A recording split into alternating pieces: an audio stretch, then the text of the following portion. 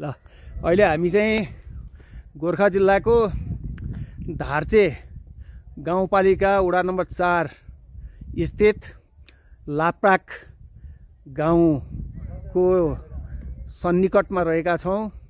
माथि डाँडामा बसेर यसो यो गाउँको सुन्दर दृश्य कैद गरिरहेका छौँ। पृष्ठभूमिमा हामी देख्न सक्छौँ हिमाललाई लपक्क सेतो बादलले घुम्तो उडाएको छ।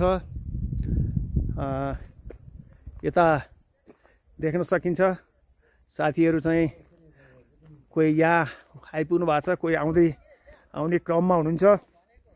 हाम्रो चाहिँ 9 भाइको लाप्राकको यात्रा यो अविस्मरणीय नै रहनेछ।